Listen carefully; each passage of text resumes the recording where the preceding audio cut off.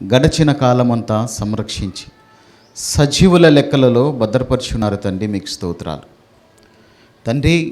మరొక వారం ఈ రీతిగా మీ పాదాల చెంత చేరి ఆత్మతోనూ సత్యముతోనూ మిమ్మల్ని ఆరాధించుటకు తండ్రి మీరు ఇచ్చిన ఈ అవకాశాన్ని బట్టి, ఆయుష్, ఆరోగ్యాన్ని, అర్హతను బట్టి నాయన మీకే స్తోత్రాలు, కృతజ్ఞతలు తండ్రి. ఈ సమయమందు నాయన మా జీవితాలను వెలిగించేటువంటి జీవము కలిగిన మీ మాటలను నాయన ఆలోచించడానికి చిన్నవారమైన మేము సిద్ధపడుచుండగా మీ మెండైనటువంటి సహాయాన్ని మాకు దయచేయండి నాయన. మీ మాటలలో ఉన్నటువంటి సారాంశమును నా తండ్రి మేము గ్రహించినట్లుగా తండ్రి మా మనోనేత్రాలను వెలిగించమని ప్రాధేయపడుచున్నాం తండ్రి. మీకు స్తోత్రాలు. అదే రీతిగా నాయన పరిశుద్ధాత్మ దేవుని సహాయముతో మమ్మలను బలపరచమని అర్థిస్తూ సమస్త మహిమాఘనత మీకే ఆరోపిస్తూ ప్రభువైన యేసుక్రీస్తు వారి పరిశుద్ధమైన నామములో ఈ ప్రార్థన కృతజ్ఞతలను మీకు సమర్పించి వినయంతో వేడుకుంటున్నాము మా పరలోకపు తండ్రి. ఆమేన్.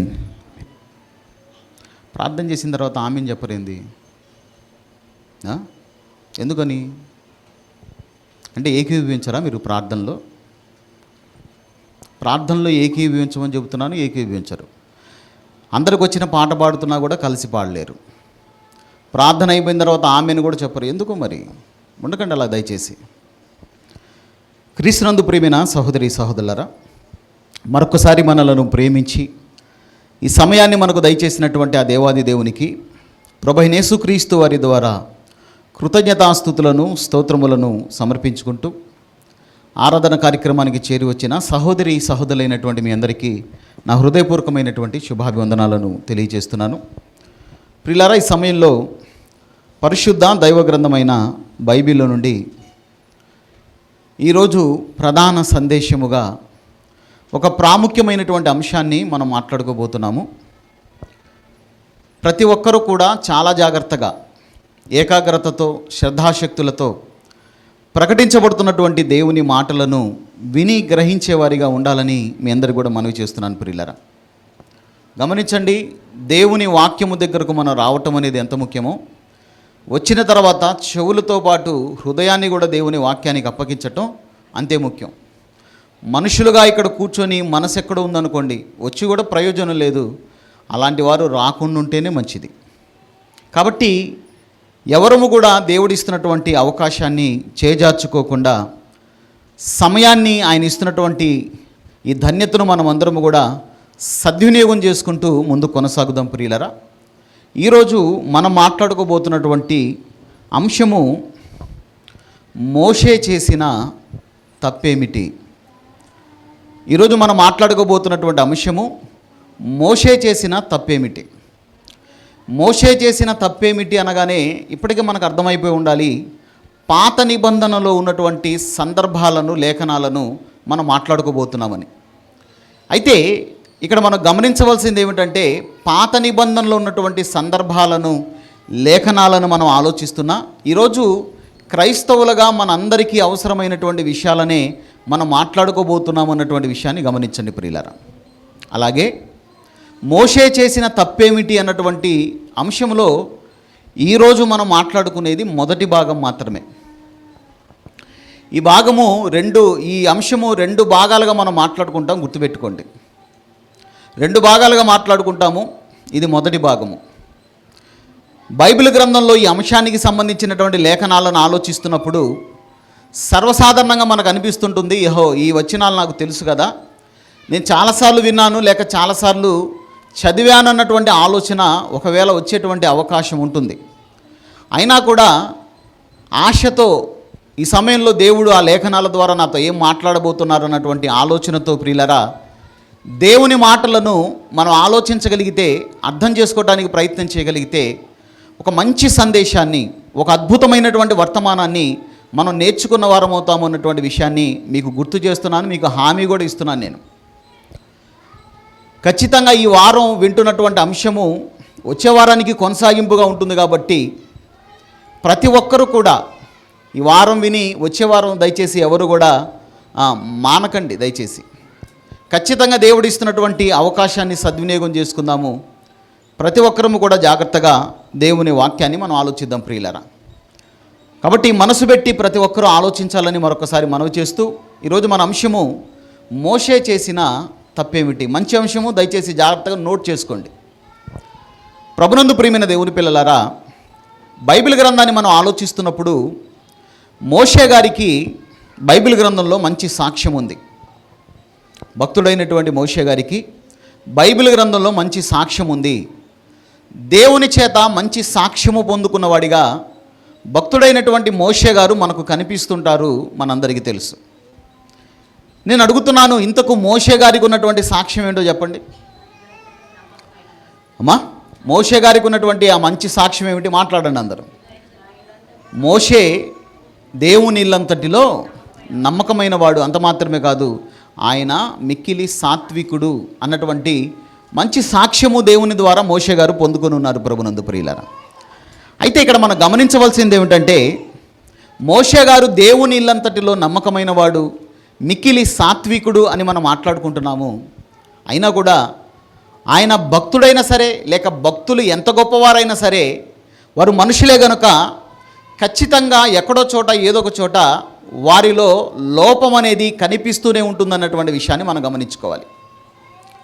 అంటే భక్తులలో ఉన్నటువంటి లోపాలను ఎత్తి చూపించడానికి ఈరోజు అంశం కాదు. కానీ ప్రియులారా, వారు చేసినటువంటి చిన్న పొరపాటైనా ఉండొచ్చు, దాని వలన జరిగినటువంటి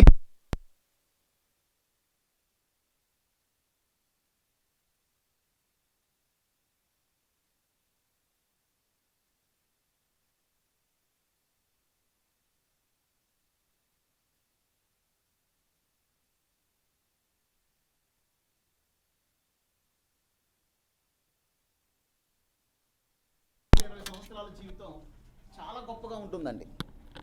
మోషే గారి 120 సంవత్సరాల జీవితం చాలా గొప్పగా ఉంటుంది. కానీ ఆ 120 సంవత్సరాల జీవితంలో ఏదో ఒక చిన్న మచ్చగా ఆయన చేసినటువంటి పొరపాటు, ఆయన చేసినటువంటి తప్పు అనేది కనిపిస్తుంటుంది అన్నటువంటి విషయాన్ని మనం గమనించుకోవాలి. అంటే మోషే గారి జీవితాన్ని బట్టి ఇక్కడ మనం ఆలోచించవలసినది, అర్థం చేసుకోవాల్సింది ఏమిటంటే, అంటే 120 సంవత్సరాల ఆయన జీవితంలో దేవుని కోసం ఆయన గొప్పగా బ్రతికాడు. మరి ముఖ్యంగా చివరి 40 సంవత్సరాలు మనం ఆలోచిస్తున్నప్పుడు దేవుని కోసం మోషే గారు ఎంతో గొప్పగా బ్రతికాడు. అంత గొప్పగా మోషే గారు బ్రతికారని ఈ రోజుకి మనం మాట్లాడుకుంటున్నాం. అయితే ఈ రోజుకి మనం మాట్లాడుకుంటున్న మోషే గారి గొప్పతనాన్ని ఎలాగైతే మనం మాట్లాడుకుంటున్నామో, మోషే గారి గొప్పతనాన్ని గురించి ఎలాగైతే మనం చర్చించుకుంటున్నామో, మోషే గారు చేసినటువంటి తప్పును గురించి కూడా మనం మాట్లాడుకుంటున్నాం. చూడండి, మాట్లాడుకుంటున్నాం. మోషే గారు ఆ తప్పు చేయకుండా ఉంటే బాగుండండి, మోషే గారు ఆ పొరపాటు చేయకుండా ఉంటే బాగుండండి, మోషే గారు ఆ సందర్భంలో అలా ప్రవర్తించకుండా ఉంటే బాగుండునండి అని చెప్పేసి మనం మాట్లాడుకుంటున్నాం. ప్రియులారా, ఈ విషయాన్ని బట్టి ఇక్కడ మనం గమనించుకోవాల్సినటువంటి సత్యం ఏమిటంటే, ఈరోజు దేవుని కోసం యథార్థంగా నమ్మకంగా బ్రతుకుతున్నటువంటి మనము మన ఈ భక్తి విశ్వాస జీవితాన్ని జాగ్రత్తగా కాపాడుకోవాలి. చిన్నదే కాదని చెప్పేసి ఏ చిన్న అపరాధానికి కూడా మనం చోటు ఇవ్వడానికి వీల్లేదు, గుర్తుపెట్టుకోండి ప్రియులారా. ఎందుకంటే ఎంత గొప్పగా మనం బ్రతికినా కూడా జరిగేటువంటి పొరపాటు నష్టం ఏంటో చెప్పమంటారా? చిన్న లోపం జరిగినా కూడా ప్రభునందు ప్రియులారా, అదొక మాయని మచ్చగా మన జీవితాంతం అలా ఉండిపోతుంది. జీవితాంతం ఉండిపోతే మాత్రమే కాదు, మరణించిన తర్వాత కూడా దాని గురించి మాట్లాడుకునేటువంటి అవకాశాన్ని ఖచ్చితంగా మనమే కల్పిస్తామన్నటువంటి విషయాన్ని గమనించుకోవాలి. కాబట్టి మోషే గారి జీవితాన్ని ఆలోచిస్తున్నప్పుడు మంచి సాక్ష్యం పొందుకున్నాడు. కానీ మోషే గారు తన జీవితంలో, ఆయన మనిషే కాబట్టి ఒక తప్పు అయితే ఆయన చేశారన్నటువంటి విషయాన్ని గమనించుకోవాలి. ప్రభునందు ప్రియులారా, ఏమిటి మోషే గారు చేసినటువంటి తప్పు? ఏమిటి మోషే గారు చేసినటువంటి తప్పు? ఏమిటి మోషే గారు చేసినటువంటి తప్పు? బైబిల్ గ్రంథాన్ని జాగ్రత్తగా మనం ఆలోచిస్తున్నప్పుడు ఒక 2 సందర్భాలు మీకు చెప్తాను, నోట్ చేసుకోండి. ముందుగా నిర్గమాకాండము 17వ అధ్యాయము, నిర్గమాకాండము 17వ అధ్యాయము 1 నుండి 7 వచనాలను రాసుకోండి. నిర్గమాకాండము 17వ అధ్యాయము 1 నుండి 7 వచనాలు. తర్వాత సంఖ్యాకాండము 20వ అధ్యాయము 1 నుండి 10 వచనాలు. చెప్పండి, ఏమిటి రిఫరెన్స్లు?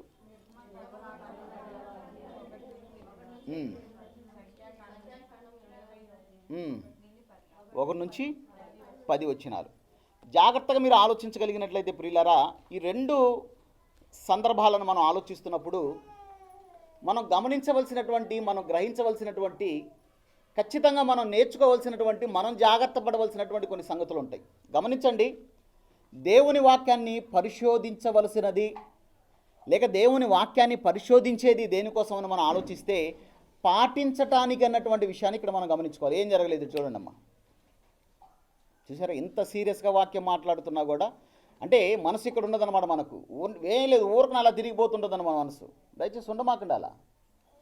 జాగ్రత్తగా మనం ఆలోచించగలిగితే ప్రియులరా, పరిశోధన అనేది జాగ్రత్త గమనించండి, పరిశోధన అనేది పాటించటానికి బైబిల్ గ్రంథంలో నుంచి ఏదైనా సందర్భాన్ని మనం ఆలోచిస్తున్నామన్నా, ఆ సందర్భాన్ని గురించినటువంటి సంగతులు లోతుకు వెళ్ళి మనం పరిశీలిస్తున్నామన్నా దాని ఉద్దేశం ఏమిటంటే, ఓహో ఈరోజు నేను ఒక మంచి విషయాన్ని, ఒక కొత్త విషయాన్ని నేను నేర్చుకున్నాను, లేక దేవుడు నాకు నేర్పించాడని సంతోషించి వెళ్ళిపోవటానికి కాదు ప్రియులారా. అర్థమవుతుందండి?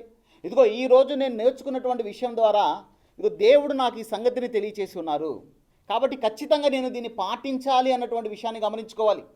పరిశోధన అనేది పాటించడానికి ఈరోజు లేఖనాల పరిశోధన పేరుతో, బైబిల్ పరిశోధన పేరుతో చాలామంది బైబిల్ లేఖనాలను పరిశోధిస్తున్నారు, కానీ పరిశోధించటం వరకు మాత్రమే పని అన్నట్టుగా పరిశోధనతోనే ముగిచ్చేస్తున్నారు ప్రియులారా.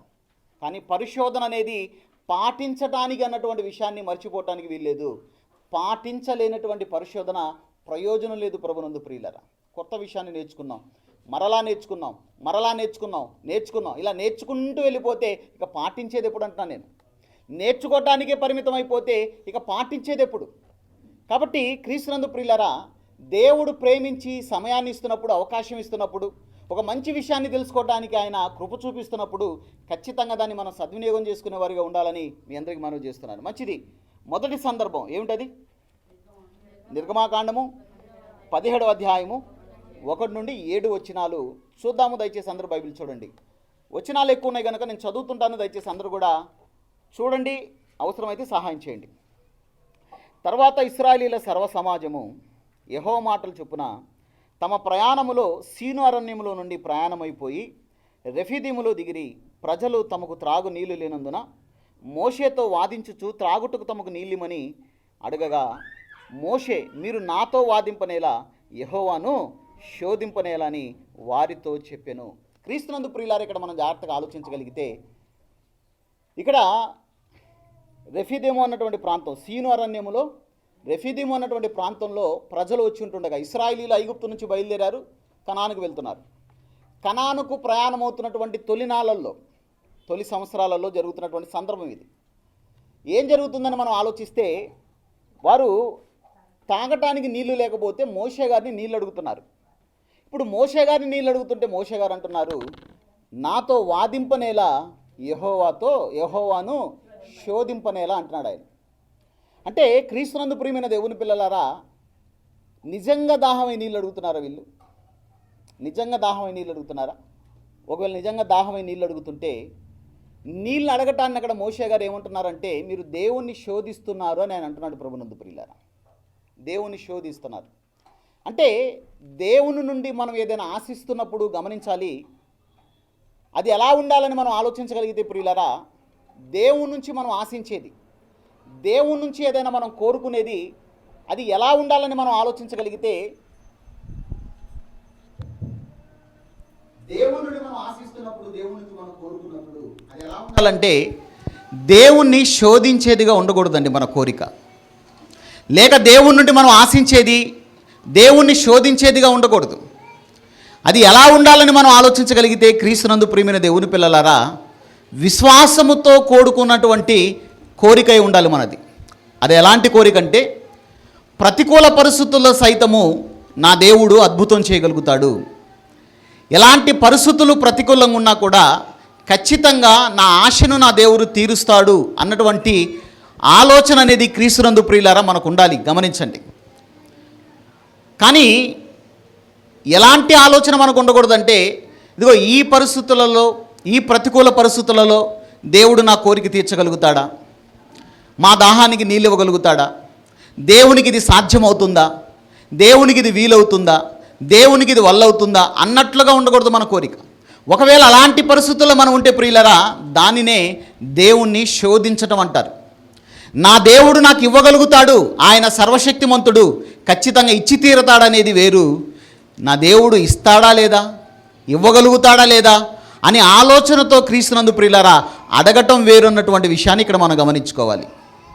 అందుకనే ఇశ్రాయేలీల సర్వ సమాజము మోషే గారిని నీళ్ళు అడిగినప్పుడు ఆయన అంటున్నాడు, నాతో వాదింపనేలా యెహోవాను శోధింపనేలా అంటున్నాడు. ప్రియులారా, మీరు గమనించాలి. తర్వాత ప్రజలు మోషేతో వాదించుచు 2వ వచనం, త్రాగుటకు మాకు నీళ్ళిమ్మని అడగగా మోషే, మీరు నాతో వాదింపనేలా యెహోవాను శోధింపనేలా అని వారితో చెప్పెను.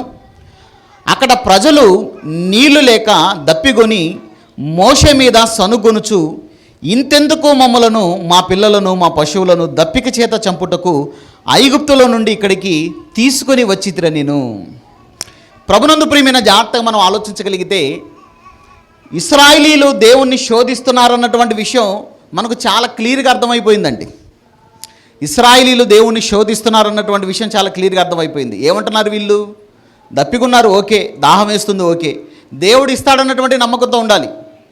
ఆ నమ్మకం ఎలా ఉండాలంటే మనందరికీ తెలుసు. 23వ కీర్తన మొదటి వచ్చిన ఒకసారి జ్ఞాపకం చేసుకోండి. 23వ కీర్తన, మీరు నిర్గమాకాండాన్ని ముయ్యొద్దు. కీర్తనల గ్రంథము 23వ కీర్తన మొదటి వచనాన్ని మీరు జ్ఞాపకం చేసుకోగలిగినట్లయితే ఏముంది అక్కడ? యెహోవా నా కాపరి, నాకు లేమి కలగదు, పచ్చిక గల బయళ్ళలో ఆయన నన్ను పరుండ చేయును, శాంతికలగమైనటువంటి జలముల యొద్దకు ఆయన నన్ను నడిపిస్తాడు. క్రీస్తునందు ప్రియులారా, జాగ్రత్తగా ఆలోచించగలిగితే యెహోవా నా కాపరి, నాకు లేమి కలగదు, నాకు ఎలాంటి లోటు ఉండదు. మనం జాగ్రత్తగా ఆలోచించగలిగితే ప్రభునందు ప్రియమైన దేవుని పిల్లలారా, ఇశ్రాయేలీల సర్వ సమాజము, లక్షల మంది ప్రజలు, మనందరికీ తెలుసు, ఐగుప్తు నుంచి బయలుదేరి కనానుకు వెళ్ళే క్రమంలో దేవుడు వారికి ఏ లోటు లేకుండానే పోషించాడు విషయం మనకు తెలుసు ప్రియులారా. ఏ లోటు లేకుండానే వాళ్ళని పోషించాడు. ఆ విషయం మనము నిర్గమాకాండాన్ని ముయ్యకుండా ఒకసారి నెహెమ్యా గ్రంథంలోకి వెళ్ళి చూడగలిగినట్లయితే, నెహెమ్యా గ్రంథము 9వ అధ్యాయము, దయచేసి బైబిల్ చూడండి. నెహెమ్యా గ్రంథము 9వ అధ్యాయము 19వ వచనము నుండి 21వ వచనం వరకు ఉన్నటువంటి మాటలు చూద్దాం ప్రియులారా. నిర్గమాకాండము 9వ అధ్యాయము, నెహెమ్యా గ్రంథము 9వ అధ్యాయము 19వ వచనము నుండి, వారు ఎడారిలో ఉండగా నీవు బహు విస్తారమైన కృప కలిగిన వాడవై వారిని విసర్జింపలేదు. మార్గము గుండా వారిని తోడుకొని పోవుటకు పగలు మేఘస్తంభమును, దారిలో వారికి వెలుగిచ్చుటకు రాత్రి అగ్నిస్తంభమును వారి పైనుండి వెళ్ళిపోక నిలిచెను.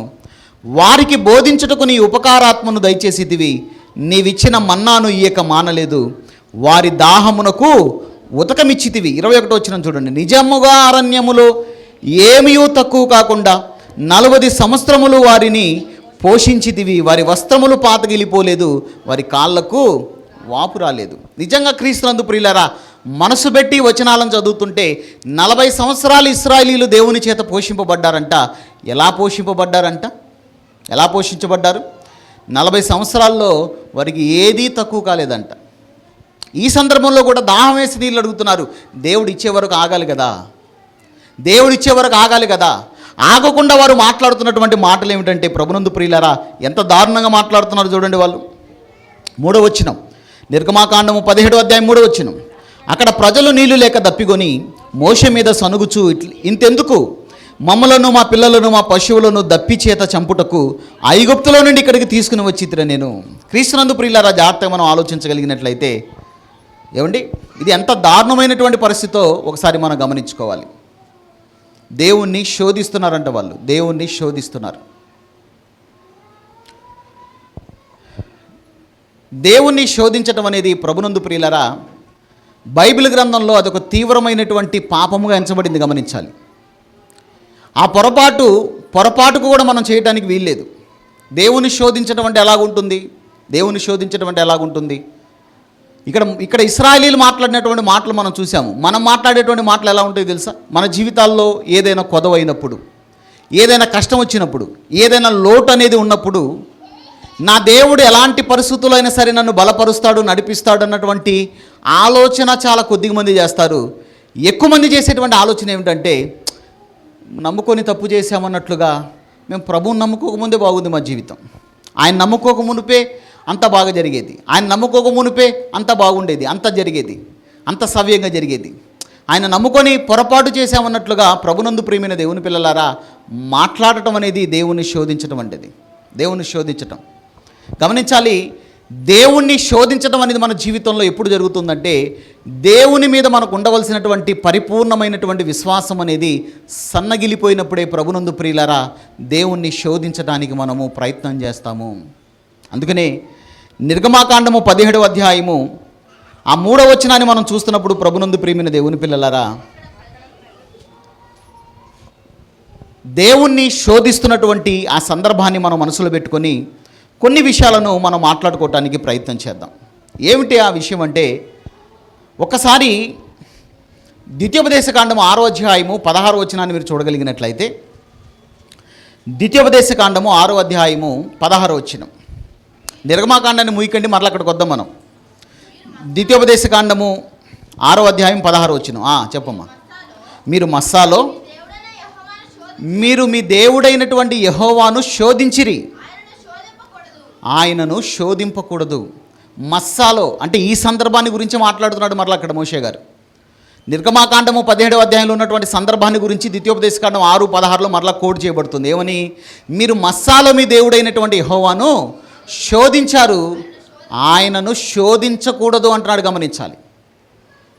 ఎందుకంటే దేవుణ్ణి శోధించడం అనేది క్రీస్తునందు ప్రియులారా పాపముగా ఎంచబడుతుంది. అది తీవ్రమైనటువంటి విషయంగా అది ఎంచబడుతుంది. అందుకనే మోషే గారు అంటున్నారు, మస్సాలో మీ దేవుణ్ణి మీరు శోధించారు, మీ దేవుణ్ణి మీరు శోధించకూడదు అంటున్నాడు. మనందరికీ తెలుసు, క్రొత్త నిబంధనలో మత్తయి గారు రాసినటువంటి సువార్తను మనం చదువుతున్నప్పుడు 4వ అధ్యాయంలో యేసుక్రీస్తు వారు బాప్తిస్మం పొందుకున్న తర్వాత ఆయన అరణ్యానికి కొనిపోబడ్డారు. యేసుక్రీస్తు వారు 40 దినాలు ఆయన ఉపవాసం ఉన్నారు. మనందరికీ తెలుసు ప్రియులారా. ఆయన ఉపవాసం ఉన్న తర్వాత సాతాను అనబడుతున్నటువంటి వాడు యేసుప్రభు వారిని శోధించడానికి వచ్చాడు. మనందరికీ తెలుసు. వచ్చాడా లేదా? యేసుక్రీస్తు వారిని శోధించడానికి సాతాను వచ్చాడు. యేసుక్రీస్తు వారిని శోధించడానికి సాతాను వచ్చి అంటున్నాడు, ఈ రాళ్ళు రొట్లగునట్లుగా ఆజ్ఞాపించును దేవుని కుమారుడు అయితే అని యేసుక్రీస్తు వారితో మాట్లాడుతున్నాడు. వెంటనే యేసుప్రభు వారు అన్నారు, మనుషుడు రొట్టె వలన మాత్రమే కాదు కానీ దేవుని నోట నుండి వచ్చు ప్రతి మాట వలన జీవించునని మాట్లాడటం జరిగింది ప్రియులారా. అంతటితో విడిచిపెట్టకుండా సాతాను మళ్ళీ యేసుప్రభు వారిని శోధిస్తూ ఉండగానే యేసుప్రభు వారు అన్నటువంటి మాట ఏమిటో తెలుసా? చూడండి ఒకసారి. మత్తయి గారు రాసినటువంటి సువార్త 4వ అధ్యాయము 7వ వచనాన్ని మీరు చూడగలిగినట్లయితే, మత్తయి గారు రాసినటువంటి సువార్త 4వ అధ్యాయము 7వ వచనంలో రాయబడినటువంటి మాట. అందుకు యేసు, ప్రభువైన నీ దేవుణ్ణి శోధింపవలదు. ఎక్కడ రాయబడి ఉందమ్మా? ప్రభువుగు మీ దేవుణ్ణి శోధింపకూడదని ఎక్కడ రాయబడి ఉంది? ద్వితీయోపదేశకాండం 6:16లో ఉన్నటువంటి వాక్యాన్ని యేసుక్రీస్తు వారు జ్ఞాపకం చేస్తున్నారు. నేను ఎందుకు ఈ వచనాలను చూపిస్తున్నానంటే, మీరు గమనించాలి, చాలా ప్రాముఖ్యమైనటువంటి సంగతి ప్రభునందు ప్రియులరా ఇక్కడ రాయబడి ఉంది. మనసు పెట్టి ఆలోచించండి. మంచి విషయం మాట్లాడుకొని మరలా నిర్గమాకాండంలోనికి వద్దాం. మనం నిర్గమాకాండాన్ని చదువుకుంటున్నాము. మస్సాలో దేవుణ్ణి శోధిస్తున్నారు నీళ్ళ కోసం ఇశ్రాయేలీలు. ఆ విషయాన్ని ద్వితీయోపదేశకాండం 6వ అధ్యాయం 16వ వచనంలో మోషే గారు మాట్లాడుతున్నారు. మస్సాలో మీరు దేవుణ్ణి శోధించారు, మీ దేవుణ్ణి మీరు శోధించకూడదు అని నిర్గమాకాండంలో జరిగినటువంటి సందర్భాన్ని మోషే గారు ఎత్తి మాట్లాడుతున్నారు ద్వితీయోపదేశకాండంలో. ఇప్పుడు మోషే గారు మాట్లాడినటువంటి సందర్భాన్ని ఎవరు మాట్లాడుతున్నారండి? ప్రభువైన యేసుక్రీస్తు వారు మాట్లాడుతున్నారు. ఏమని? నీ ప్రభు అయిన దేవుణ్ణి శోధింపకూడదని వ్రాయబడి ఉన్నదని యేసుక్రీస్తు వారు తెలియజేస్తున్నారు. మంచిది. ఇంతకు నిర్గమాకాండం 17వ అధ్యాయాన్ని చదువుతున్నప్పుడు ఇశ్రాయేలీలు ఎవరిని శోధిస్తున్నారని మనకు అనిపిస్తుంది? దేవుణ్ణి. ఏ దేవుడు? ఏ దేవుడు? మీరు నాతో వాదింపనేలా, యెహోవాను శోధింపనేలా. ఎవరిని శోధిస్తున్నారంట? అదేనో రాయబడి ఉందా? నిర్గమాకాండం 17వ అధ్యాయము 1 నుంచి 7 వచనాలు మనం మాట్లాడుకుంటున్నాం. ఒకసారి ఆ వచనాలు మళ్ళీ మనం జ్ఞాపకం చేసుకుంటే 2వ వచనం అంటున్నాడు ఆయన, మోషేతో వాదించుచు త్రాగుటకు మాకు నీళ్ళిమ్మని అడుగుగా మోషే మీరు నాతో వాదింపనేలా, యెహోవాను శోధింపనేలా అంటున్నారు. యెహోవాని. దాన్ని ద్వితీయోపదేశకాండం 6:16లో మోషే గారు ఏమన్నారంటే, మీరు మస్సాలో మీ దేవుణ్ణి మీరు శోధించారు, దేవుణ్ణి శోధించకూడదు అంటున్నాడు. ఏ దేవుడు? యెహోవా దేవుడు. మీరు బాగా గమనించాలి, యెహోవా దేవుడు. ఇప్పుడు మత్తయి గారు రాసినటువంటి సువార్త 4వ అధ్యాయము 7వ వచనములో యేసుప్రభు అని అంటున్నారు, నీ దేవుడైన ప్రభు అయిన దేవుణ్ణి శోధింపకూడదు అంటున్నాడు ఆయన. అంటే మొత్తానికైతే అక్కడ ఇశ్రాయేలీలు శోధించింది కానీ, లేక మత్తయ్య గారు రాసినటువంటి సువార్త 4వ అధ్యాయంలో యేసుప్రభు అని శోధిస్తుంది కానీ, అక్కడ ఇశ్రాయేలీలు, ఇక్కడేమో సాతాను శోధిస్తున్నారు. మొత్తానికైతే శోధన అయితే జరుగుతుంది. ఎవరిని శోధిస్తున్నారంటే ప్రభునందు ప్రియులరా, దేవుణ్ణి శోధిస్తున్నారు. ఇక్కడ యేసుక్రీస్తు వారిని దేవుడని అంగీకరించలేనటువంటి కొంతమంది ఏమంటే నిర్గమాకాండములో ఇశ్రాయేలీలు శోధించింది దేవుణ్ణి కానీ, మత్తయ్య గారు రాసినటువంటి సువార్తలో మాత్రం యేసుక్రీస్తు వారిని శోధించారు. యేసుక్రీస్తు వారు రాయబడి ఉన్నటువంటి లేఖనాన్ని జ్ఞాపకం చేసుకున్నాడు, కానీ యేసుక్రీస్తు వారిని శోధించాడు. యేసుక్రీస్తు వారు దేవుడు అని అక్కడ చెప్పబడట్లేదు అని మాట్లాడేటువంటి అవకాశం ఉంది ప్రియులారా. యేసుక్రీస్తు వారిని దేవుడు అని అంగీకరించలేని వారు వాస్తవానికి నిర్గమాకాండములో లేక ద్వితీయోపదేశకాండములో మీ దేవుణ్ణి శోధింపకూడదు అని చెప్పబడినటువంటి మాటలు ఎవరిని ఉద్దేశించి చెప్పబడ్డాయో తెలుసా? మత్తయ్య గారు రాసినటువంటి సువార్తలు కూడా. ఈ 3 వచనాలను మనం ఆలోచిస్తున్నప్పుడు ఎవరిని శోధించకూడదని అక్కడ చెప్పబడ్డాయంటే ప్రభువు దేవుడు, యెహోవా దేవుడు అని మనం మాట్లాడుకుంటున్నాము. ఆ ప్రభువు దేవుడు, యెహోవా దేవుడు ఎవరో కాదు క్రీస్తునందు ప్రియులరా, సాక్షాత్తు ఆయన ప్రభు అయిన యేసుక్రీస్తు వారు.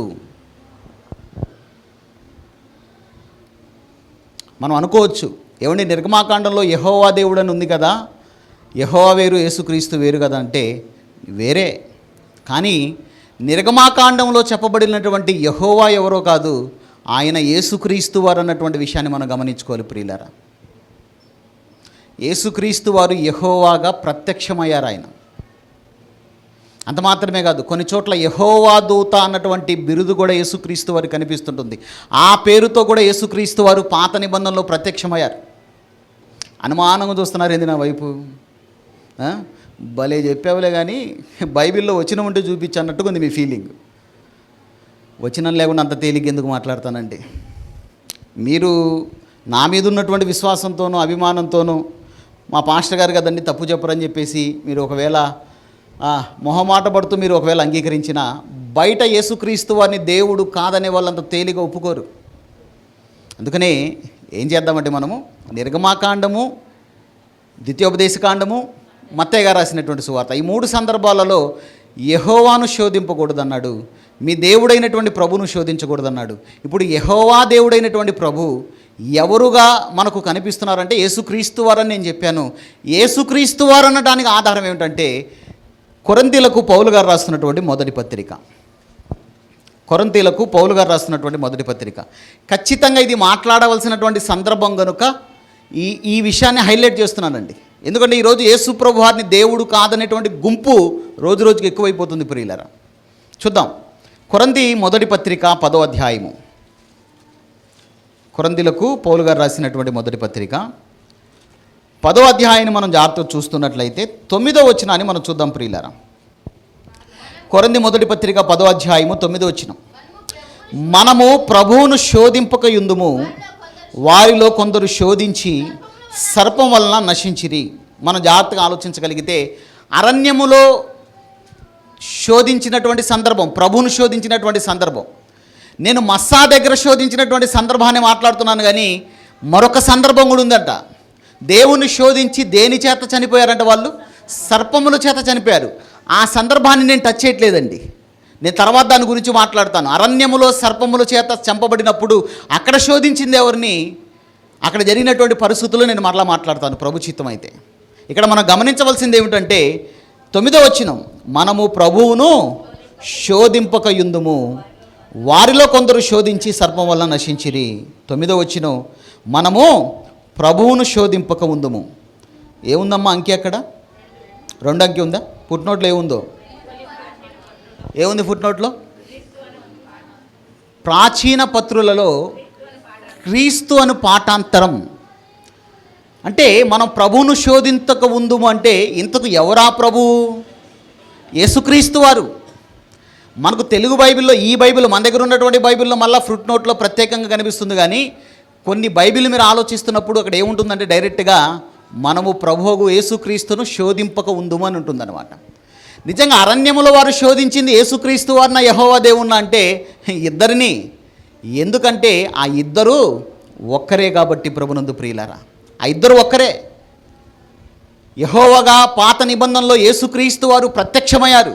దీని గురించి ఒక మంచి సబ్జెక్ట్ ఉంది, ఎప్పుడైనా బైబిల్ క్లాసులో మనం మాట్లాడుకున్నాం ప్రియులారా. కాబట్టి జాగ్రత్తగా మనం ఆలోచించగలిగినట్లయితే యేసుక్రీస్తు వారు దేవుడు అనటానికి మరొక నిలువెత్తు ఉదాహరణ ఇది అన్నటువంటి విషయాన్ని ఇక్కడ మనం అందరము కూడా గమనించాలి, అర్థం చేసుకోవాలి. మంచిది, వచ్చేసేయండి నిర్గమాకాండానికి వచ్చేసేయండి. ఏం జరుగుతుంది చదువుతున్నాను మరలా మొదటి వచనం నుండి. నిర్గమాకాండము 17వ అధ్యాయం మొదటి వచనం నుండి. తర్వాత ఇశ్రాయేలీయుల సర్వ సమాజము యెహోవా మాట చొప్పున ప్రయాణములో సీను అరణ్యములో నుండి ప్రయాణమైపోయి రెఫీదీములో దిగిరి. ప్రజలు తమకు తాగు నీళ్లు లేనందున మోషేతో వాదించుచు త్రాగుట మగ నీళ్ళిమని అడుగుగా, మోషే మీరు నాతో వాదింపనేలా యెహోవాను శోధింపనేలని వారితో చెప్పెను. అక్కడ ప్రజలు నీళ్లు లేక దప్పిగొని మోషే మీద సనుగుచు, ఇంకెందుకు మమ్మలను మా పిల్లలను మా పశువులను దప్పిక చేత చంపుటకు ఐగుప్తులను ఇక్కడ తీసుకొచ్చిరను. అప్పుడు మోషే యెహోవాకు మొరపెట్టెను, ఈ ప్రజలకు నేనేమి చేదును? కొంతసేపటికి నన్ను రాళ్లతో కొట్టి చంపుదురా నేను. అందుకు యెహోవా, నీవు ఇశ్రాయేలీయుల పెద్దల్లో కొందరిని తీసుకొని ప్రజలకు ముందుగా పొమ్ము. నీవు నదిని కొట్టిన నీ కర్రను చేత పట్టుకొని పొమ్ము. ఏ నదిని కొట్టినటువంటి కర్ర? నది అంటున్నాను కదా, నది. ఇక్కడ నదిని కొట్టినటువంటి కర్ర అంటే మీరు ఏం కన్ఫ్యూజ్ అవ్వద్దు. ఇంతకు మోషే గారికి కర్ర ఎక్కడ ఇవ్వబడింది? 4వ అధ్యాయంలోనే ఇవ్వబడింది. అర్థమవుతుందండి? ఐగుప్తు నదిని, నైలు నది, ఇంకా బాగా చెప్పాలంటే నైలు నదిని కట్టిన కర్రను ఏమంటున్నాడు? నువ్వు నదిని కొట్టినటువంటి కర్రను చేత పట్టుకొని పొమ్ము. ఇదిగో అక్కడ హోరేబులోని బండ మీద నేను నీకు ఎదురుగా నిలిచేదును. నీవు ఆ బండను కొట్టగా, నోట్ దిస్ పాయింట్, ఏం చేయాలంటే బండను? అమ్మ ఏం చేయాలంటే బండను చెప్పండి. ఏం చేయాలంటే బండను చెప్పండి. ఏం చేయాలి బండను? ఈ పాయింట్ గుర్తుపెట్టుకోండి. నువ్వు బండను కొట్టగా ప్రజలు త్రాగొట్టుకు దాని నుండి నీళ్లు బయలుదేరని మోషేతో సెలవేయగా, మోషే ఇశ్రాయేలీయుల పెద్దల కన్నులు ఎదుట అట్లు చేసెను. 7వ వచనం. అప్పుడు ఇశ్రాయేలీయులు చేసిన వాదమును బట్టి యెహోవా మన మధ్య ఉన్నాడని లేడు అని వారు యెహోవాను శోధించడం బట్టి అతడు ఆ చోటికి మస్సా అనియు మెరిబా అనియు పేర్లు పెట్టెను. క్రీస్తునందు ప్రియమైన దేవుని పిల్లారా, జాగ్రత్త మనం ఆలోచించగలిగితే ఏ పేర్లు పెట్టాడంట? వాదము, తర్వాత శోధన. వాదము, శోధన అన్నటువంటి పేర్లు ఆ ప్రాంతానికి పెట్టడం జరిగింది. మీరు జాగ్రత్త గమనించగలిగితే నీళ్ళ కొరకు దేవుణ్ణి శోధించారు, మోషే గారి మీద సనిగారండి. దేవుడు దగ్గర మొరపెట్టినప్పుడు ఏం జరిగింది? దేవుడు అన్నాడు, వెళ్ళి హోరేబులో ఉన్నటువంటి ఆ బండను కొడితే నీళ్ళు వస్తే వారికి దాహానికి ఇచ్చేయమన్నాడు. మంచిది, జరిగిపోయింది. ఇప్పుడు ఇదంతా మనసులో పెట్టుకొని సంఖ్యాకాండంలోకి రండి. ఒకసారి సంఖ్యాకాండంలోనికి రండి ప్రభునందు ప్రియులారా. 20వ అధ్యాయము, సంఖ్యాకాండము 20వ అధ్యాయము చాలా బాగుంటుంది. మీరేం కన్ఫ్యూజ్ పడొద్దు. ఒక మంచి సందేశం అని ప్రారంభంలోనే చెప్పాను, మీకు హామీ కూడా ఇచ్చాను నేను. అర్థం చేసుకుంటే అమోఘంగా ఉంటుంది, లేకపోతే అయోమయంగా ఉంటుంది, చేయగలిగింది ఏం లేదు. సంఖ్యాకాండము 20వ అధ్యాయము 1వ వచనము నుండి ఎన్ని వచనాలు రాసుకోమని చెప్పానమ్మా? 10 వచనాలు రాసుకోండి. ఇప్పుడు ఈ సందర్భాన్ని మరలా ఇక్కడ మనం చదువుదాము. దయచేసి అందరూ కూడా జాగ్రత్తగా చూడండి. మొదటి నెల యందు ఇశ్రాయేలీయుల సర్వసమాజము సీను అరణ్యమునకు రాగా, ప్రజలు కాదేశులో దిగిరి. అక్కడ మిరియాము చనిపోయి పాతిపెట్టబడెను. ఆ సమాజమునకు నీళ్లు లేకపోయినందున వారు మోషే అహరోనులకు విరోధముగా పోగేరి. జనులు మోషేతో వాదించుచు, అయ్యో, నా సహోదరులు యెహోవా ఎదుట చనిపోయినప్పుడు మేము చనిపోయిన ఎడల ఎంత మేలు. అయితే మేము మా పశువులు ఇక్కడ చనిపోవునట్లు ఈ అరణ్యంలోనికి యెహోవా సమాజమును మీరేలా తెచ్చిదిరి?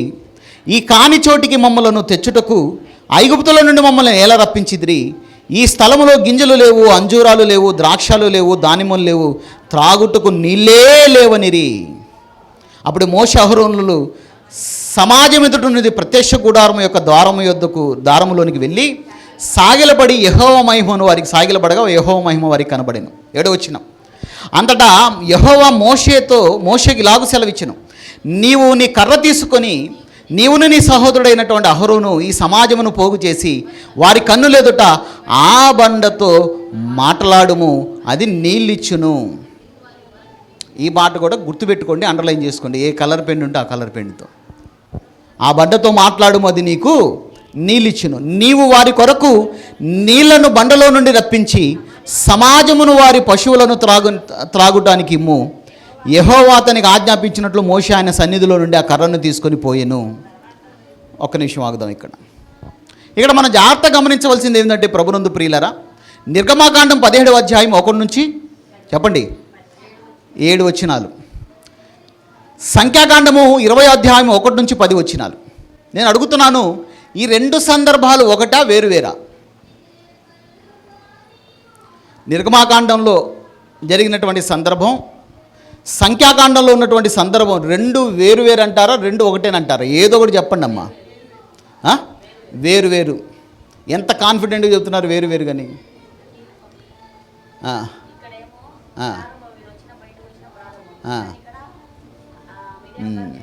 చాలా సంతోషం, నిజమే. కానీ సీను అరణ్యం అని ఉందిగా. సీను అరణ్యం నిర్గమాకాండము 17వ అధ్యాయంలో సీను అరణ్యం అని ఉంది కదా. ద్వితీయోపదేశకాండంలో సీను అరణ్యం అని ఉంది కదా.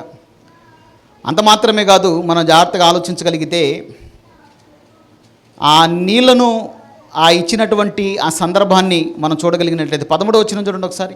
13వ వచనం, అవి ఆ మెరీబా జలములు అనబడును, ఏలైనగా ఇశ్రాయేలీయులు యెహోవాతో వాదించినప్పుడు ఆయన వారి మధ్య తన్ను పరిశుద్ధపరచుకునేను. మెరీబా అంటే ఏమిటంట? వివాదము. నిర్గమాకాండంలో చదువుకున్నాం కదా, మెరీబా దగ్గర నీళ్ళు వచ్చినాయి అని. మరి రెండు సందర్భాలు వేరు అని ఎలా అంటున్నారు? కొన్ని విషయాలను చూస్తుంటే రెండు సందర్భాలు వేరుగానే కనిపిస్తున్నాయి. కొన్ని విషయాలు అక్కడ మాట్లాడుకుంటున్నప్పుడు రెండు సందర్భాలు ఒకటి అన్నట్టు కనిపిస్తున్నాయి ప్రియులారా. సీను అరణ్యము, మెరీబా అన్నటువంటి జలములు అన్నటువంటి సందర్భాలను బట్టి. అయితే మనం జాగ్రత్తగా ఆలోచిస్తున్నప్పుడు రెండు సందర్భాలు వేరే, రెండు సందర్భాలు ఖచ్చితంగా వేరు 100%. మరి మెరీబా అన్నటువంటి ఆ ప్రాంతం అనేది రెండు సందర్భాల్లో కనిపిస్తుంది కదా. అంటే ఆ మెరీబా వేరు, ఈ మెరీబా వేరు. అర్థమవుతుందండి? ఒకటేమో రెఫిదేము అన్నటువంటి ప్రాంతంలో కనిపిస్తుంది, గమనించాలి. ఎక్కడ? రెఫిదేము. రెండోది ఎక్కడ కనిపిస్తుంది చెప్పంటారా? కాదేశు బర్నియా. కాదేశ్ అన్నటువంటి ప్రాంతం. నిర్గమాకాండంలోనేమో ప్రారంభంలో జరిగినటువంటి సందర్భం, సంఖ్యాకాండంలోనేమో చివరిలో జరుగుతున్నటువంటి సందర్భం. ప్రభునందు ప్రియమైన దేవుని పిల్లలారా, మనం జాగ్రత్తగా ఆలోచించగలిగినట్లయితే రెండు సందర్భాలు వేరే. ఎందుకు నేను దీని గురించి ఇక్కడ ఆగానంటే, బైబిల్ మనం చదువుతున్నప్పుడు ఈ రెండు సందర్భాలు వేరు అన్నటువంటి వివరణ మనం ఆలోచించకుండా ముందుకు వెళ్ళామనుకోండి, చాలా విషయాలు మనకు కన్ఫ్యూజ్ అయిపోతుంటాయి అన్నమాట. అసలు ఆ సందర్భం ఈ సందర్భం ఒకటేనేమో, ఒకటి కాదేమో, రెండు సందర్భాలు అవి కనిపిస్తున్నాయి కదా. ఓ మ్యాప్ కూడా ఉంది మీకు, అవసరమైతే గ్రూపులో పెడతాను చూడండి. ఇశ్రాయేలీల నిర్గమానికి సంబంధించినటువంటి మ్యాప్. ఇశ్రాయేలీలు ఎక్కడి నుంచి ఎక్కడికి బయలుదేరి వెళ్ళారు, వారి యొక్క నిర్గమము, వారి యొక్క ప్రయాణం అనేది ఎలా జరిగింది, ఏ ఏ ప్రాంతాలు దాటుకుంటూ వెళ్ళారు వాళ్ళని ఆ మ్యాప్ను మనం చూస్తున్నప్పుడు చాలా క్లియర్గా ఉంటుంది. ఆ మ్యాప్లో చాలా క్లియర్గా ఉంటుందన్నమాట. ఏమిటంటే ఈ రెండు సందర్భాలు, రెండు ప్రాంతాలు వేరువేరని. దయచేసి వినండి, మంచిది. ఇప్పుడు అసలు విషయాన్ని మాట్లాడుకున్నాం ప్రియులారా. ఇప్పుడు రెండు సందర్భాలు వేరని మీరు గట్టిగా చెప్పాల్సినటువంటి వచనం ఏంటో చెప్పంటారా? మీరు రెండు సందర్భాలు వేరని ఏం చెప్పాలంటే, నిర్గమాకాండంలో బండను కొట్టమన్నాడండి దేవుడు, సంఖ్యాకాండంలో ఏమో బండతో మాట్లాడమన్నాడు. అక్కడ కొట్టాడు నీళ్ళు వచ్చాయి, ఇక్కడ మాట్లాడితే కూడా నీళ్ళు వచ్చాయి. కాబట్టి రెండు సందర్భాలు వేరని చెప్పేసి చెప్పాలి వాస్తవానికి. గ్యాస్ అదే మనకు ప్రామాణికం. ముఖ్యంగా రెండు సందర్భాలు వేరు. ఇక్కడ సందర్భాన్ని గమనిస్తున్నప్పుడు నిర్గమాకాండంలో ప్రజలు దాహానికి నీళ్ళు అడిగినప్పుడు దేవుడు బండను కొట్టమన్నాడు, కొడితే నీళ్ళు వచ్చాయి, అంత బాగుంది. ఇప్పుడు సంఖ్యాకాండంలో మళ్ళీ దాహానికి నీళ్ళు అడిగారు, మళ్ళా దేవుని శోధిస్తున్నారు వాళ్ళు. అలాంటి సందర్భంలో దేవుడు ఏమన్నాడు? బండతో మాట్లాడు అన్నాడు, బండతో మాట్లాడు అన్నాడు. కానీ 10వ వచనంలో ఏం జరిగింది? తర్వాత మోషే అహరోనులు ఆ బండ ఎదుట సమాజమును పోగు చేసినప్పుడు అతడు వారితో, ద్రోహులారా వినుడి, మేము ఈ బండలో నుండి మీ కొరకు నీళ్లు రప్పించవలన అని అనేను. 11వ వచనం, అప్పుడు మోషే తన చెయ్యెత్తి 2 మార్లు తన కర్రతో ఆ బండను కొట్టగా నీళ్లు సమృద్ధిగా ప్రవహించెను. నీళ్లు సమృద్ధిగా ప్రవహించెను. అందరూ తాగారు. ఇక్కడ మనం గమనించవలసినటువంటి చాలా ముఖ్యమైనటువంటి విషయం ఉంది ప్రభునందు ప్రియులారా. ఏమిటా ముఖ్యమైనటువంటి విషయం అంటారా? ఏమంటే రెండు సందర్భాల్లో కూడా అక్కడ బండను కొట్టమన్నా, ఇక్కడ బండతో మాట్లాడమన్నా, మోషే గారు బండను కొట్టినా నీళ్ళు వచ్చినాయి కదండి. సమస్య నీళ్ళు అయినప్పుడు నీళ్ళు వచ్చేసినాయి కదా, సమస్య సాల్వ్, దేని గురించి ఇంకా పెద్దగా చర్చ ఎందుకు అని ఒకవేళ మనం అనుకోవచ్చేమో. కానీ ప్రభునందు ప్రియులారా, కానీ దేవుడు దాన్ని ఎంత సీరియస్గా తీసుకున్నాడో 12వ వచనాన్ని చూడండి ఒకసారి. సంఖ్యాకాండం 20వ అధ్యాయం 12వ వచనం, అప్పుడు యెహోవా మోషే అహరోనులతో మీరు ఇశ్రాయేలీయుల కన్నుల ఎదుట నా పరిశుద్ధతను సన్మానించినట్లు నన్ను నమ్ముకొనకపోతిరి గనుక ఈ సమాజమును నేను వారికి ఇచ్చిన దేశములోనికి మీరు తోడుకొని పోరని చెప్పెను. ఇక్కడ మనం జాగ్రత్తగా ఆలోచించగలిగితే ప్రభునందు ప్రియులరా, మన పరిశీలనలో ఏమర్థం అవుతుంది, ఏమర్థం చేసుకోవాలంటే ఏముందిలేండి, నిర్గమాకాండంలో దేవుడు బండను కొట్టమన్నాడు, సంఖ్యాకాండంలో మాట్లాడమన్నాడు, మోషే గారు మాట్లాడకుండా కొట్టాడు. మాట్లాడకుండా కొట్టినా కూడా నీళ్ళు వచ్చాయి, దాహం తీరింది, సమస్య తీరిపోయిందని మనం అనుకుంటామేమో. కానీ ప్రభునందు ప్రియులరా, అక్కడ సమస్య అనేది నీళ్లు రావటం దాహం తీరటం కాదు. గమనించాలి, నీళ్లు రావటం దాహం తీరటం కాదు, దేవుడు చెప్పింది చెప్పినట్టుగా జరగాలన్నటువంటి విషయాన్ని ఇక్కడ గమనించుకోవాలి. ప్రభునందు ప్రియులారా, దేవుడు చెప్పింది చెప్పినట్లుగా జరగాలి. బండను కొట్టమంటే నీళ్ళు వచ్చాయి, తర్వాత మాట్లాడమన్నాడు కానీ మోషే గారు బండను కొట్టాడు, అయినా నీళ్ళు వచ్చాయి. ఇక్కడ నీళ్లు రావటం కాదు సమస్య, దేవుడు ఏదైతే ఆయన చెప్పాడో ఆయన చెప్పినది చెప్పినట్టుగా చేయటమే. ఎంత పెద్దవారైనా ఖచ్చితంగా చెప్పినట్టు చేయాలి. ఎంత ఆయన మోషే గారైనా సరే, అబ్రహాం గారైనా సరే, ఇంకొక ఆయన సరే ఎవరైనా సరే క్రీస్తునందు ప్రియులారా, దేవుడు చెప్పినది చెప్పినట్టుగా చేసుకుంటూ వెళ్ళిపోవటమే. అలా దేవుడు చెప్పింది చెప్పినట్లుగా చేయకపోతే పరిణామాలు ఎలా ఉంటాయి తెలుసా? ఎంత సీరియస్ అయ్యాడండి దేవుడు అక్కడ. మోషే గారి మీద అహరోను మీద సీరియస్ అయిపోయాడు. మోషే గారి మీద అహరోను మీద సీరియస్ అయిపోయాడు. ఏమంటున్నాడు? ఏ సర్వ సమాజాన్ని అయితే మీరు ఐగుప్తులో నుండి కనానుకు నడిపించడానికి మీరు ముందుండి బయలుదేరి వచ్చారో, నడిపిస్తున్నారో, ఇదిగో ఆ సర్వ సమాజమును మీరు కనానులోనికి తీసుకుని వెళ్ళరు. అంటే దాని అర్థం ఏంటో తెలుసా? ఆ సర్వ సమాజము కనానులోనికి ప్రవేశించదు. ఇది మొదటి విషయం. అయితే మీరు కూడా వెళ్ళరు, అది విషయం. మోషే అహరోనులు కూడా దేవుడు ఏ వాగ్దాత దేశం అయితే మనకు ఆదికాండంలోనే కనిపిస్తుంటుంది, తన పితరులకు వాగ్దానం చేసి ఉన్నాడు ఇశ్రాయేలీయుల పితరులకు, మీకు ఇస్తాను ఒక దేశం అని. ఆ దేశాన్ని స్వతంత్రించుకునేటువంటి ధన్యత ఎవరికి లేదు చెప్పండి? మోషే అహరోనులకు లేదు. క్రీస్తునందు ప్రియమైన దేవుని పిల్లలారా, మోషే అహరోనులకు లేదు. ఎంత బాధ కలిగించిద్దో చెప్పండి. 40 సంవత్సరాల ప్రయాణం అండి. ఒక రోజా 2 రోజులా? 40 సంవత్సరాల ప్రయాణం, భయంకరమైనటువంటి ఎడారిలో, అరణ్యములో ప్రయాణం, ఎన్నో శోధనలు. ఒకానొక సందర్భంలో అయితే మోషే గారు ఇశ్రాయేలీయుల శోధనలు తట్టుకోలేక ఏమంటుంటాడంటే, అయ్యా వీళ్ళు నాకేమైనా పుట్టారు? అసలు వీళ్ళు నాకు పుట్టిన వాళ్ళ వీళ్ళు, నా ప్రజల, నా పిల్లల వీళ్ళు, నేను ఎందుకు ఇంత బాధపడాలి అని మోషే గారు ఎంత వేదన చెందుతుంటాడు ప్రభునందు ప్రియులారా. అలాంటి వేదన, ఆ శోధన భరించలేక ఇక్కడ మోషే గారు అయితే ఖచ్చితంగా టెంప్ట్ అయ్యారు. ఇక్కడ మోషే గారు ఏమయ్యారు? ఇక్కడ ఉద్రేకపడ్డాడు, ఆయన కోపపడ్డాడు. ఆయన మిక్కిలి సాత్వికుడైనటువంటి మోషే గారు ఇక్కడ ఖచ్చితంగా పొరపాటు చేశాడు. ప్రభునందు ప్రియమైన దేవుని పిల్లారా, దేవుడు బండతో మాట్లాడమన్నాడు. మొదటి సందర్భంలో కొట్టమన్నాడు, కొట్టాడు. ఇక్కడ మాట్లాడమంటే ఏం చేయాలి? మోషే గారు మాట్లాడాలంతే. కానీ ఆయన ఏం చేశాడంటే కొట్టాడు. ఇక్కడ కొట్టిన తర్వాత దేవుడు అంటున్నాడు మరొకసారి 12వ వచనం, అప్పుడు యెహోవా మోషే అహరోనులతో, మీరు ఇశ్రాయేలీయుల కన్నుల ఎదుట నా పరిశుద్ధతను సన్మానించలేదు, నాకు రావాల్సినటువంటి గౌరవాన్ని మీరు ఇవ్వలేదు. గమనించండి, ఇశ్రాయేలీయులు ఎలాంటి వారంటే సామాన్యులు కాదండి వాళ్ళు. అసలు వాళ్ళను భరించడం చాలా కష్టం. మోషే గారు 40 సంవత్సరాలు ఎలా వేగాడో తెలియదు కానివ్వండి. చూడండి మన పరిస్థితి ఎలా ఉంటుందో చూడండి.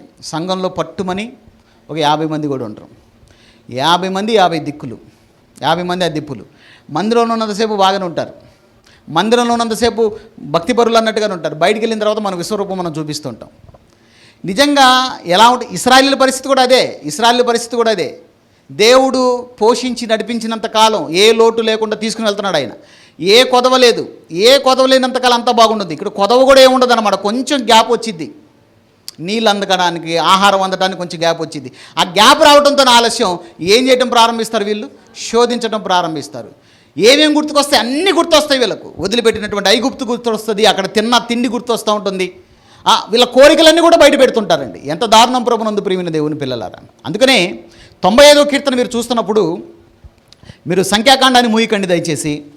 95వ కీర్తన దయచేసి అందరూ బైబిల్ చూడండి ప్రియులారా. కీర్తనల గ్రంథము 95వ కీర్తన 7వ వచనం నుండి 11వ వచనం వరకు నేను చదువుతుంటాను, దయచేసి చూడండి. కీర్తనల గ్రంథము 95వ కీర్తన 7వ వచనం నుండి చూద్దాం. రండి నమస్కారము చేసి సాగిలపడదుము, మనలను సృజించిన యెహోవా సన్నిధిని మోకరించుదుము. నేడు మీరు ఆయన మాటను అంగీకరించిన ఎలా ఎంత మేలు. అరణ్యమందు మెరీబా యొద్ద మీరు కఠినపరుచుకున్నట్లుగా మస్సాదినమందు మీరు కఠినపరుచుకున్నట్లు మీ హృదయములను కఠినపరుచుకొనకుడి. అచ్చట మీ పితరులు నన్ను పరీక్షించి శోధించి నా కార్యములను చూచితిరి. ఆ మాట చూడండి. 40 ఏండ్ల కాలము ఆ తర్వాత వారి వలన నేను విసికి, ఆ తరము వారి వలన నేను విసికి, వారు హృదయములను తప్పిపోవు ప్రజలు, వారు నా మార్గములను తెలుసుకోలేదని అనుకుంటేని. కావున నేను కోపించి వీరెన్నడూ నా విశ్రాంతిలో ప్రవేశింపకూడదని ప్రమాణము చేసి తిని. ప్రభునందు ప్రియమైన దేవుని పిల్లలారా, ఇప్పుడు మనం జాగ్రత్తగా ఆలోచించగలిగితే 40 సంవత్సరాలు ఏమైపోయిందంట, ప్రజలతో ఆ తరము వారితో విసిగిపోయాడంటండి. దేవుడు మాత్రమే కాదు, మోషే గారు కూడా విసిగిపోయాడు. ప్రభునందు ప్రియమైన దేవుని పిల్లలారా, అందుకనండి మోషే గారు చేసిన ఇశ్రాయేలీలు చేసినటువంటి తప్పు, ఇశ్రాయేలీల యొక్క అవిధేయత, ఇశ్రాయేలీల యొక్క భక్తిహీనత ఎవరి మీదగా ఎఫెక్ట్ అయిందో చూడండి. అంత భక్తిపరుడైనటువంటి మోషే గారి మీద కూడా అది ప్రభావం చూపింది చూడండి. తట్టుకోలేకపోయాడు. దేవుడు బండతో మాట్లాడమంటే అసలు ఆ సమయంలో మరి తాను మర్చిపోయాడేమో తెలియదు, కానీ 2 సార్లు కొట్టాడంటండి బండని. 2 సార్లు కొట్టి తాగి జావండి అన్నాడు. అదే అన్నాడు అక్కడ, తాగి జావండి అన్నాడు. తర్వాత క్రీస్తునందు ప్రియమైన దేవుని పిల్లలారా, దీని విషయమై మోషే గారు చింతించాడండి. దేవుని శాపం వచ్చింది అక్కడ. ఏమన్నాడు? ఇదిగో మీరు ఏ ప్రజలనైతే కనాన్లో నడిపిస్తున్నారో ఆ కనాన్లోనికి వారు వెళ్ళరు, నడిపించేటువంటి మీరు వెళ్ళరని చెప్పేసి దేవుడు చెప్పడం జరిగింది. ప్రియులారా, మనం జాగ్రత్తగా ఆలోచించగలిగినట్లయితే క్రీస్తునందు ప్రియమైన దేవుని పిల్లలారా, ఆ సందర్భంలో నిజంగా జరిగిన తర్వాత మోషే గారు ఖచ్చితంగా పశ్చాత్తాపపడి ఉంటాడండి. ఎందుకంటే మిక్కిలి సాత్వికుడు కదా. పొరపాటుగా ఏదో జరిగిపోయింది. పొరపాటు జరిగినా కూడా దేవుడు చెప్పినటువంటి దానికి వ్యతిరేకంగా వెళ్ళటం తప్పే. అది పొరపాటైనా సరే, కావాలని చేసినా సరే ఖచ్చితంగా మోషే గారు పశ్చాత్తాపడి ఉంటాడు. కానీ పశ్చాత్తాపడినా కూడా ఆయన కనానులోనికి ప్రవేశించేటువంటి అవకాశం అయితే వారికి ఆయనకు రాలేదు. మనందరికీ తెలుసు, అహరోను గారు చనిపోతారు. ఈ సందర్భంలో సంఖ్యాకాండం మీరు చదువుతుంటే అహరోను గారు చనిపోవటం అనేది మనం చూస్తాం. మోషే గారు నిజంగా పశ్చాత్తాపడ్డారా? మోషే గారు, అహరోను గారు పశ్చాత్తాపడి ఉంటారంటే వాళ్ళు పశ్చాత్తాపడేటువంటి అవకాశం ఉందనడానికి కీర్తనల గ్రంథంలోనే ఒక వచనం ఉంది చూడండి ఒకసారి. కీర్తనల గ్రంథము 106వ కీర్తన. కీర్తనల గ్రంథము 106వ కీర్తన. దయచేసి అందరూ చూడండి బైబిల్లో.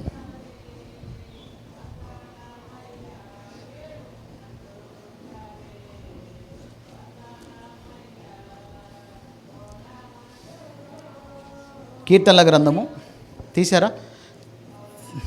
106వ కీర్తన 32-33 వచనాలను చూద్దామండి. కీర్తనల గ్రంథము 106వ కీర్తన 32-33 వచనాలు. మెరీబా జలముల యొద్ద వారు ఆయనకు కోపం పుట్టించిరి, కావున వారి మూలముగా మోషేకు బాధ కలిగింది. మీరు జాగ్రత్తగా ఆలోచించండి. అక్కడ కోపం పుట్టించారంట, మోషే గారికి ఏమొచ్చిందంట? బాధ కలిగింది. తర్వాత 33, ఎట్లనగా వారు అతని ఆత్మ మీద తిరుగుబాటు చేయగా అతడు తన పెదవులతో కాని మాటలను పలికెను.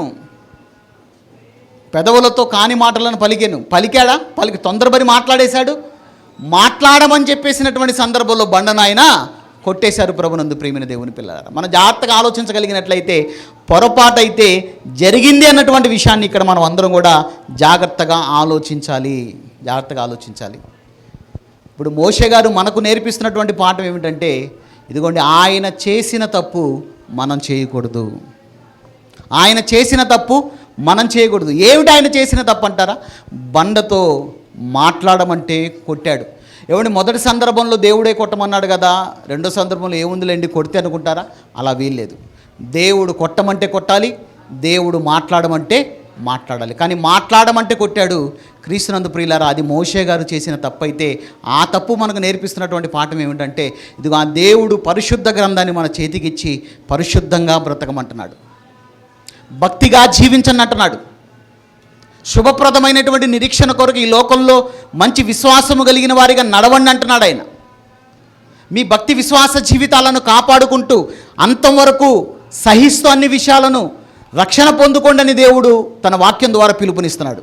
కానీ క్రీస్తునందు ప్రియమైన దేవుని పిల్లలారా, ఈరోజు మనం చేసేది ఏమిటో చెప్పండి.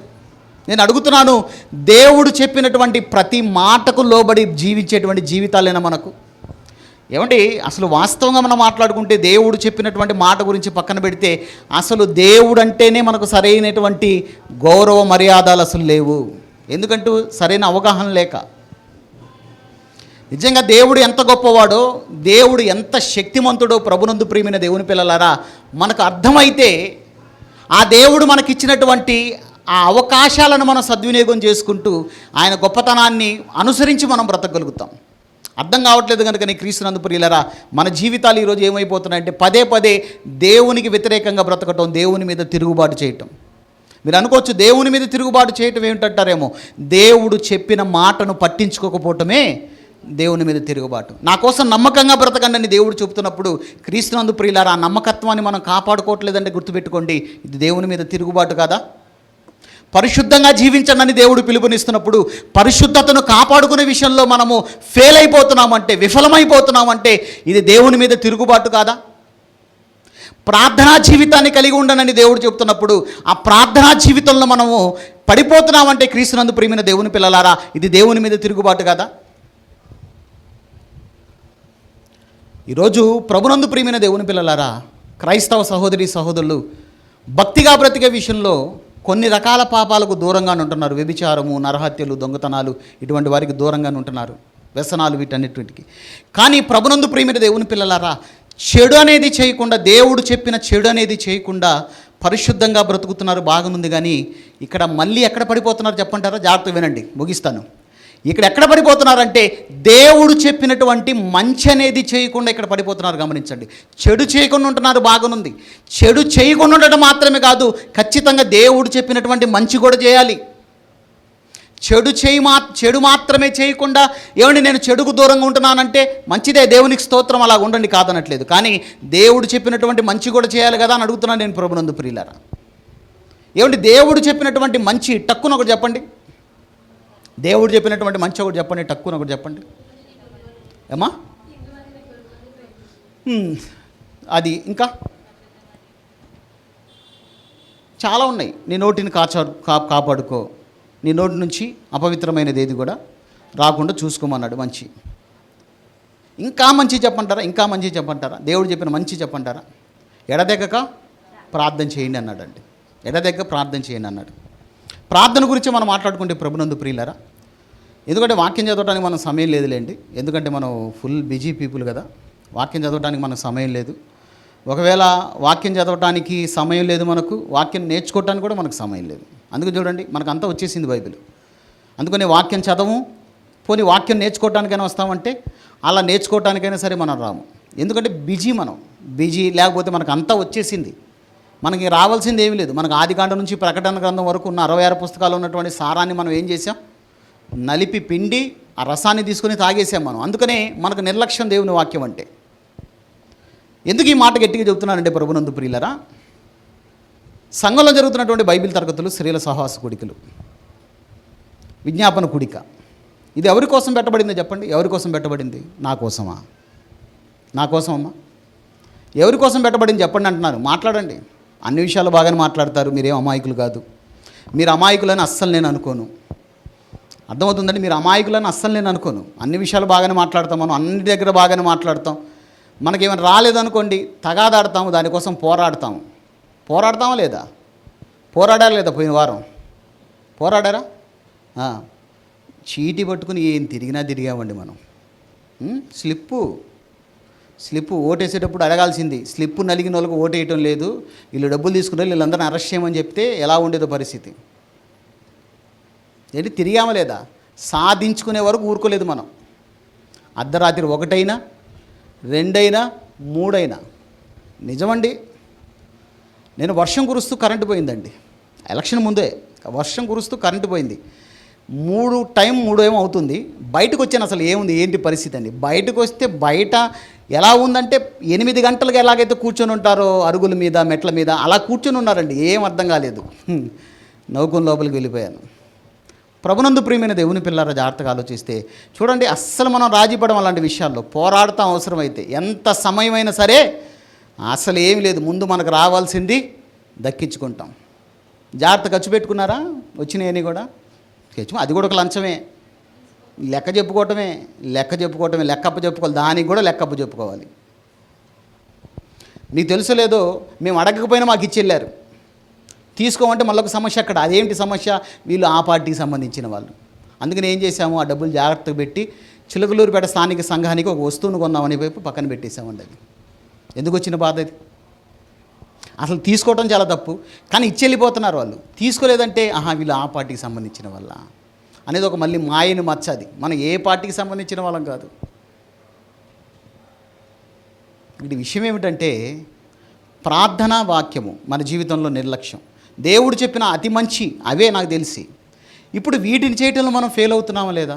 నేను అంటున్నాను మరలా, బుధవారం బైబిల్ తరగతి, శుక్రవారం స్త్రీల సహవాస కూడిక, శనివారం విజ్ఞాపన కూడిక. ఎవరి కోసం చెప్పండి. నేను అదేం మర్చిపోలేదు. అక్కడి నుంచి వచ్చాను, మళ్ళీ అక్కడికి తిరిగి వచ్చాను. ఎవరి కోసం అని అడుగుతున్నాను, చెప్పండి. ఎవరి కోసం? మీరు 2 గంటల వరకు సమాధానం చెప్పకపోయినా అలాగే నిలబడతాను. మీరు మొండి అయితే నేను జగమొండి. చెప్పండి, ఎవరి కోసం అది?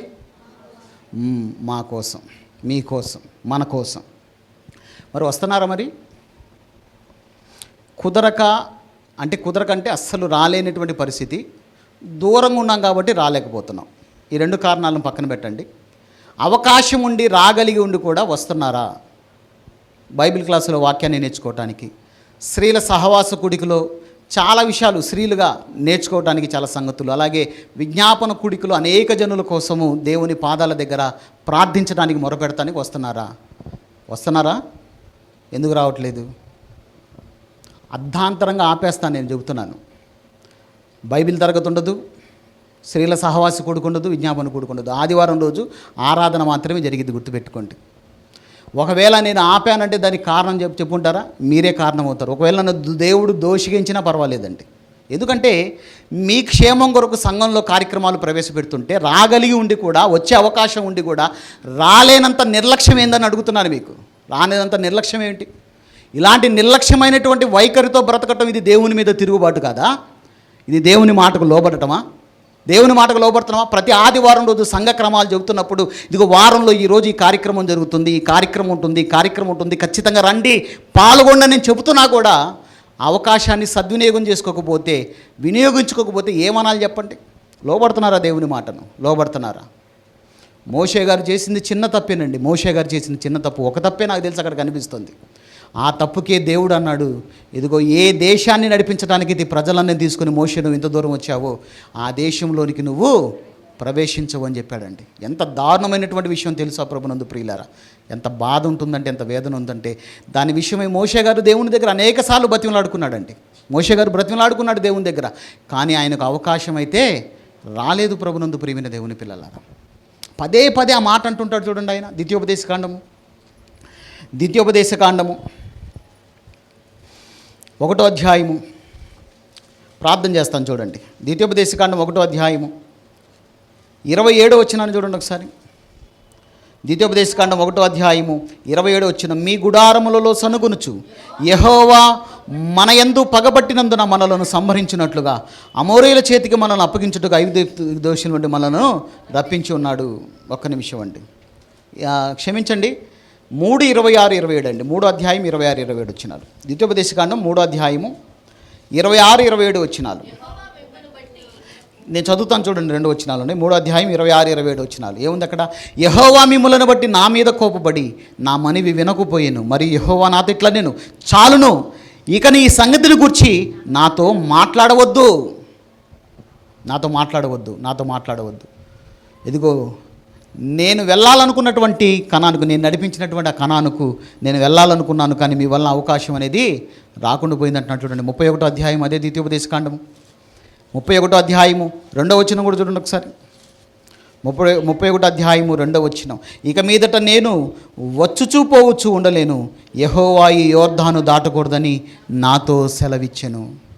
క్రీస్తునందు ప్రియమైన దేవుని పిల్లలారా, జాగ్రత్తగా ఆలోచిస్తే మోషే గారు చేసిన ఆ చిన్న తప్పు వలన ఏమండి, ఏ దేశానికైతే 40 సంవత్సరాలు ప్రయాసపడి నడిపించాడో ఆ దేశంలోనికి ప్రవేశించలేకపోయాడు, ఆ చోటికి ప్రవేశించలేకపోయాడు. క్రీస్తునందు ప్రియులారా, మనం అనుకోవచ్చు, ఏమండి మోషే గారు ప్రవేశించకపోతే ఏముందిలేండి, మోషే గారికి దేవుడు పరలోకాన్ని ఇచ్చి ఉంటాడు కదండి.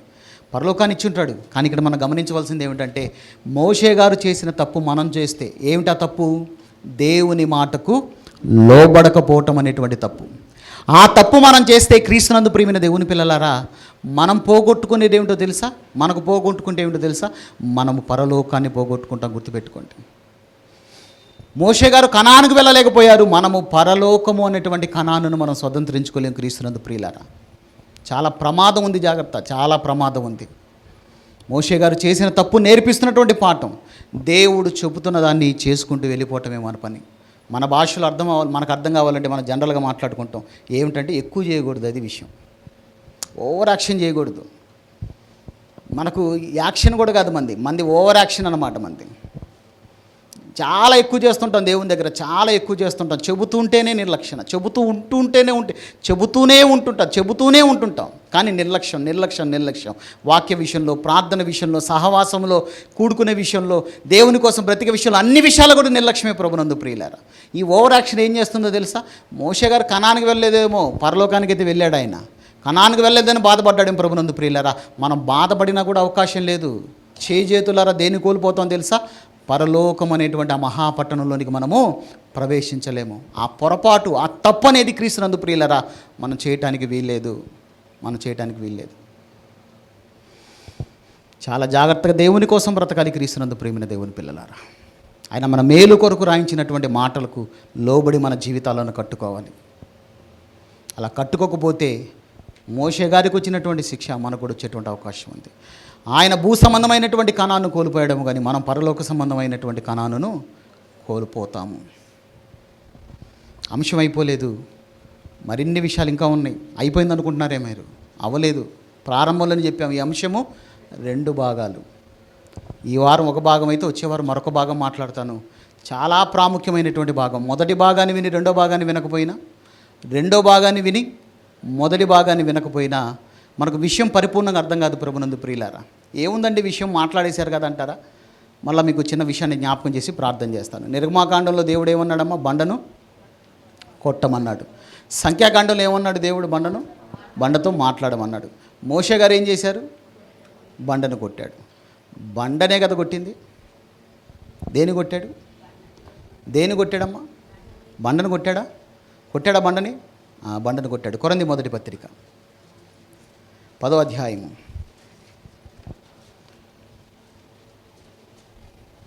10వ అధ్యాయము తీశారు అందరూ చూడండి.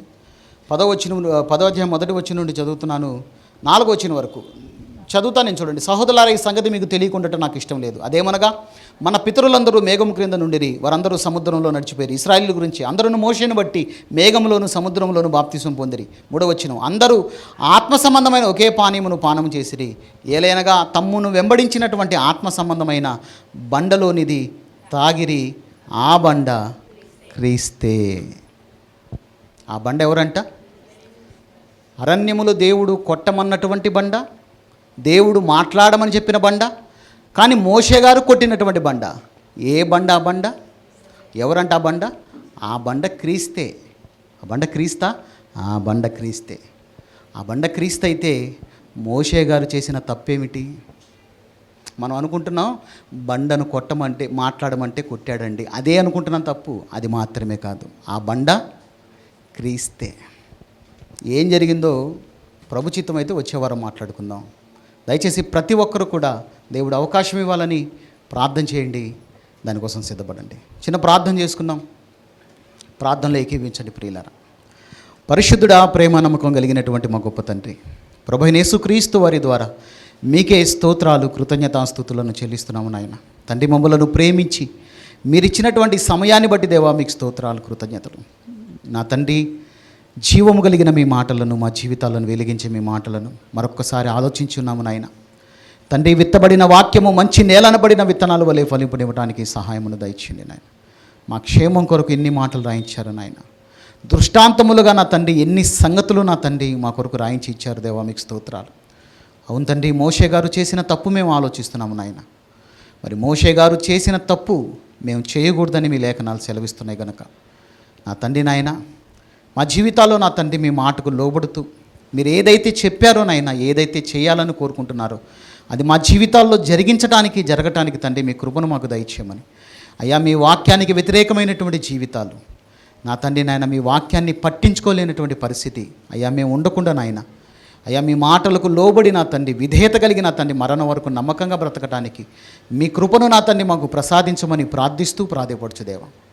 నా తండ్రి ఇంకా మోషే గారు చేసిన తప్పేమిటో నా తండ్రి మరిన్ని సంగతులు నాయన మీ చిత్తమైతే ప్రభువైన యేసుక్రీస్తు వారి రాకడ ఆలస్యమైతే వచ్చే నా తండ్రి వారం మేము మాట్లాడుకోవటానికి నా తండ్రి మీ సహాయమును మాకు దయచేయమని వేడుకుంటూ సమస్త మహిమాఘనత ప్రభావములను మీకే ఆరోపిస్తూ జరగబోతున్న కార్యక్రమం అంతట్లో తోడుగుండమని వేడుకుంటూ యేసు ప్రభు వారి పరిశుద్ధమైన నామములో ఈ ప్రార్థన కృతజ్ఞతలు మీకు సమర్పించి వినయంతో వేడుకుంటున్నాము మా పరలోకపు తండ్రి. Amen, amen. ప్రభునందు ప్రియమైన దేవుని పిల్లలారా, మరి ప్రభువైన యేసుక్రీస్తు వారి శరీరానికి రక్తానికి సాదృశ్యంగా ఉన్న రొట్టెకు ద్రాక్షరసాన్ని సిద్ధపడతాం. వచ్చే వారం అంశం కూడా చెప్తాను, వినండి. మోషే గారు చేసిన తప్పేమిటే రెండో భాగం, కానీ దీనికి ఒక సబ్ టైటిల్ ఉంటుంది. అదేమిటంటే